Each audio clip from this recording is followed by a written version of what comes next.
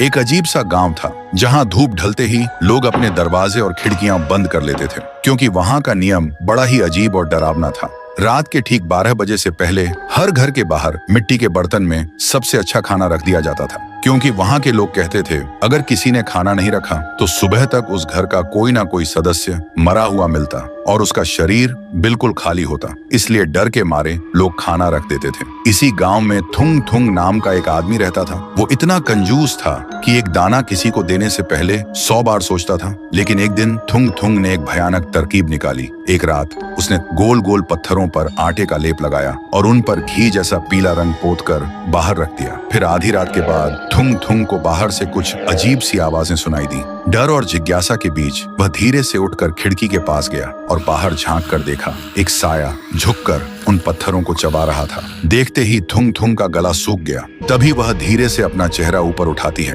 और थुंग थुंग देखता है। वह एक औरत थी। उसका चेहरा बिल्कुल सफेद था और आंखें सीधा थुंग थुंग की तरफ देख रही थी। और फिर एक पल में ही वह बिल्कुल थुंग थुंग के सामने आ खड़ी हुई। थुंग थुंग इतना डर गया कि वहीं बेहोश होकर जमीन पर गिर पड़ा। फिर सुबह जब थुंग थुंग को होश आया तो उसने देखा बाहर थाली की जगह सोने के सिक्के पड़े थे। सोना देखते ही थुंग थुंग का डर गायब हो गया और उसकी जगह लालच ने ले ली। वह खुशी से पागल हो गया। फिर अगले 3 दिन तक वह रोज थाली में कंकड़, मिट्टी और पत्थर सजा कर रखता और हर सुबह उसे बदले में सोना मिलता। लेकिन चौथे दिन सुबह जैसे ही वह उठा, उसे महसूस हुआ उसके गले में कुछ अटका हुआ है। उसने जोर से खांसने की कोशिश की और तभी उसके मुंह से खून से सना हुआ सोने का एक सिक्का बाहर गिरा। यह देखते ही थुंग थुंग घबरा गया और तभी उसका पेट अचानक फूलने लगा, जैसे अंदर कुछ जिंदा हिल रहा हो। और अगले ही पल उसके गले को चीरते हुए उसके मुंह से पत्थर और सोने के सिक्के लगातार गिरने लगे। थुंग थुंग चीखता रहा पर रुक नहीं पाया। तभी